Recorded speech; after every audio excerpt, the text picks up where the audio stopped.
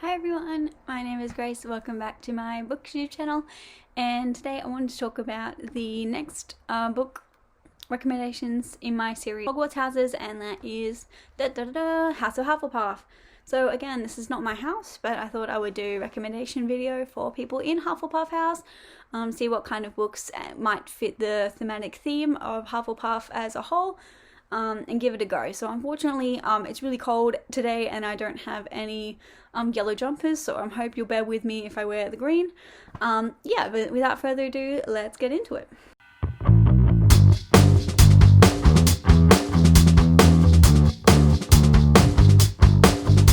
So, on the Harry Potter wiki I've got up here, it says that Hufflepuff is the most inclusive among the four houses, valuing hard work, dedication, patience, loyalty, and fair play, rather than a particular aptitude. Hufflepuffs are known to have a strong moral code and a sense of right and wrong. So I think that constitutes as best house straight off the bat. It's not mine, but I love Hufflepuffs in my life so much. I have a lot of family members that are Hufflepuffs, and I have a lot of friends who have been Hufflepuffs in my life, I feel, and I love their attitude so much. They bring so much warmth and life into someone's life, particularly for a Ravenclaw and a Slytherin who sometimes are a bit nihilistic at times. It can be a little cynical, so it's good to have a Hufflepuff around who can brighten up their day. So I'm going to give some recommendations for books, particularly in young adult. I'm not going to go beyond that. These are going to be like young adult, middle grade sort of books that I recommend for Hufflepuffs, because those are things that I read. And then we'll go from there. So if you have any opinions about this, disagree or agree, please let me know in the comments below, and I will definitely check you up and have a chat about it. Okay, so first book I want to recommend, this can be for any house basically, because we have such a wide range of characters in this book. But I will say, for me, it definitely gave a Hufflepuff energy, and that is The Diviners by Libby Bray. So the first book in the series, I've only read the first one, but please correct me if I'm wrong, but for me, I thought this, especially the main kind of characters, definitely evoked a Hufflepuff feel in me. For me, Hufflepuff are very curious as well, although they're hardworking, they are very friendly and sweet, and they gel very well with all types of people. So I thought that the main characters in this book definitely gave off a Hufflepuff sort of vibe. And I loved it. It's a great book. It's kind of like a supernatural mystery.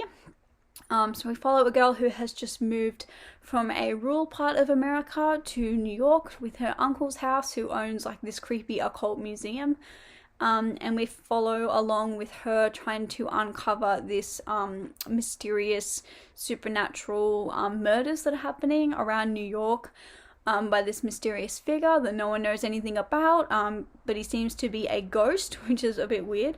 But we follow her as she meets different people and around the city, and they go exploring, trying to find more about the occult, about Christianity and the symbolism, and then end up finding out more about who these like weird people popping up with powers everywhere, and like there's visions and foresight and like, yeah, Christian symbolism, and there's a lot of stuff in there, but it's a really good ride, and I enjoyed it quite a bit actually. The one I will recommend is, if you're into romance and contemporary, I would go with Simon vs. the Homo Sapiens Agenda by Becky Albertalli. This is a beautiful, heartwarming book about a teenage boy at school in America, and he is falling in love with an online persona of someone else. So there's this big like online forum for his school, kind of like a Facebook group or Tumblr or whatever. And he goes online and he sees that someone has anonymously posted under an alias that they are gay at school. And he decides to message them and email them back and explain that he feels the same, and he would love to talk and bond over this shared experience that they have. And then they end up forming this beautiful, like, friends to lovers sort of romance online, without actually seeing each other in person, or so they think.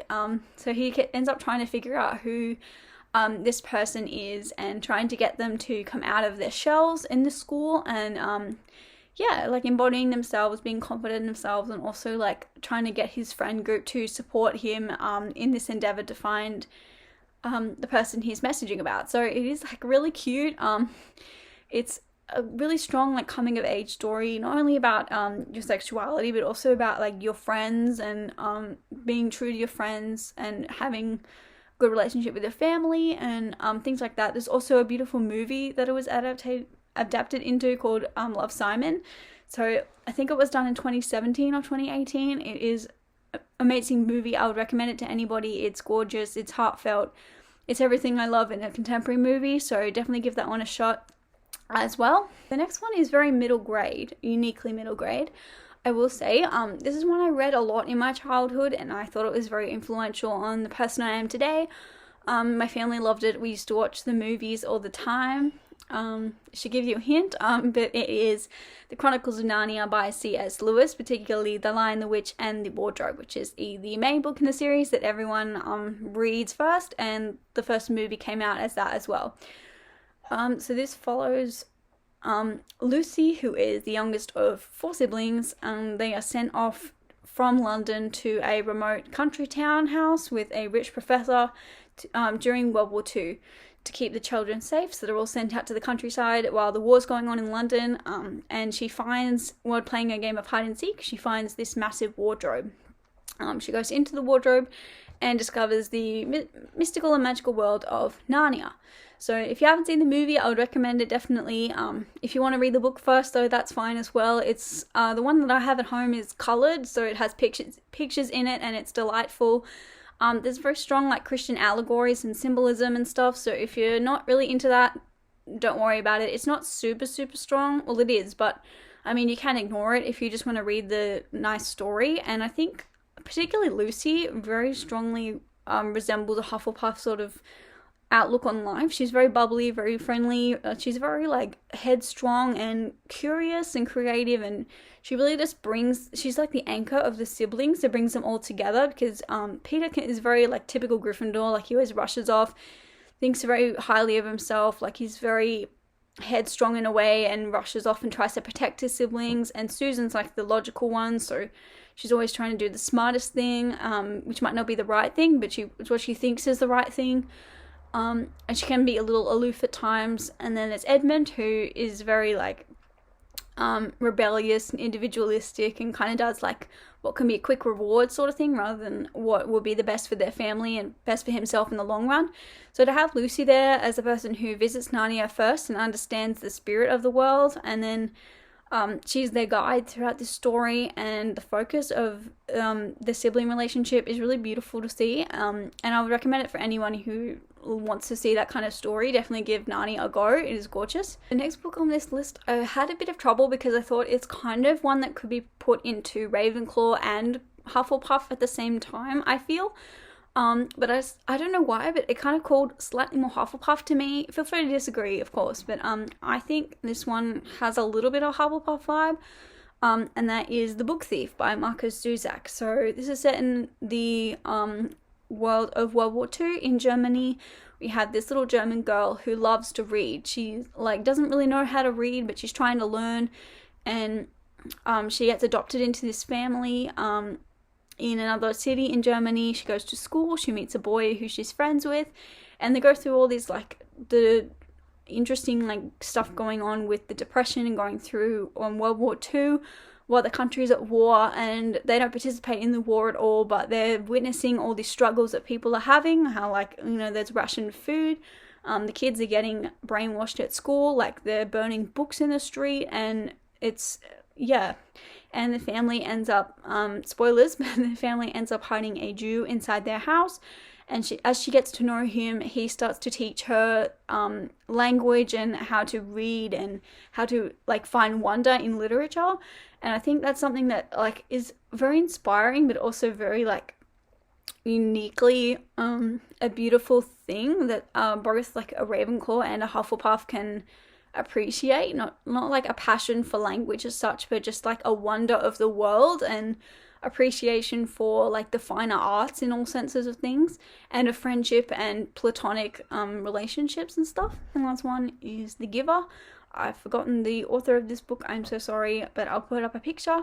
The Giver is about a boy who is assigned a task in this futuristic utopia, or you could say it's a utopia, using it generously. It's a place where everything is in black and white and no one experiences human emotion or memory.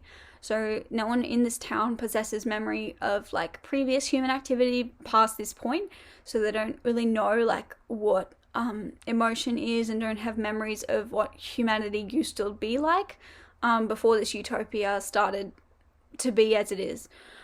So he gets assigned to this job as a giver, which is like the reject kind of job that they give like someone random in the community. So he meets the current giver, who is getting old, and he realizes this job is to safeguard the entirety of human emotion and memory of the entire human race, past and present. So he sees things in color, and he's the only person who can see things in color because of memory and of human emotion. So he's like the outlet of the community in that way. So he ends up, as he's learning from this old giver, he starts to realize things about himself and emotions that he experiences. He's like opening his eyes to the world as it could be, and realizing that the humanity can be both good and bad. So he's seeing like grief, loss, death, but he's also seeing love, happiness, like all these good things as well, compassion. And he goes through this big like phase of figuring out like things about himself and who he wants to be, as well as taking a stand and realizing that some of the best things about humanity is that we can experience all spectrums of emotion, and to deprive humanity of that is to take away what makes us human. So it's a very philosophical story, but also very sweet and impactful. And I think the main character in this book definitely gives a Hufflepuff vibe, where he's trying to make life better for everyone in general, not just like himself, but just to give everyone this gift of emotion again. And last one I want to recommend is Autobiography by Christina Lauren. So this is a book that I mentioned before on my channel, but I want to reiterate it. It's a book following two boys basically, but only follows the perspective of one most of the time, and that is Tanner. He's moved from a city in America on the coastline down to I think it's Utah, in a very, very, very small town. It's very Mormon occupied, so it's very dominant in religious acts during his schooling, and his church like is very influential in the area, and he is an out bisexual, so his family knows and they're very supportive of him, and he has a crush on a boy in another grade that comes and helps him with his writing class. So he has to write this book for his class to pass the subject, and he ends up writing it about his crush in the class, trying not to let him know, but also knowing like even if he does return his feelings, it's going to be hard, because not only has the other boy got to approach within himself his own like sexuality and come to terms with that, but also his family and his religion is so like oppressive and so strong in his community that if he ends up coming out to them, he could be ostracized and like excluded from his whole family life forever. So it's like stakes are high. It's really high octane. It's very romantic, but also very sad and very confronting to see like such a oppressive religious like stance in the community taking hold of this boy's life in a way that he can't escape, and he feels like he has to choose between his own happiness and like being with his family and his community still.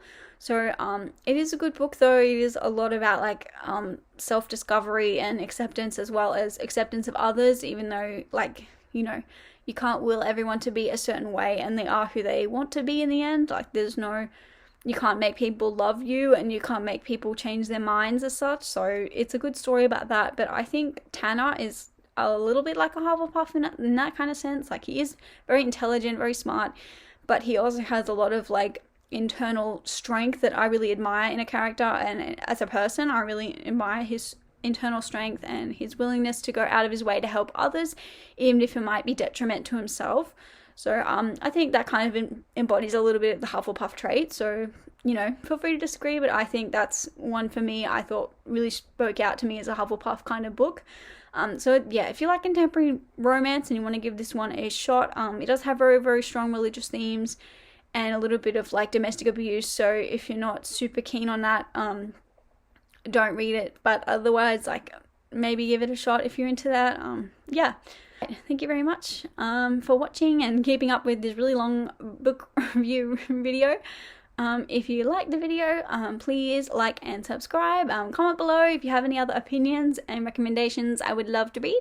And for any other Hufflepuffs out there, and I will see you in the next video. Bye!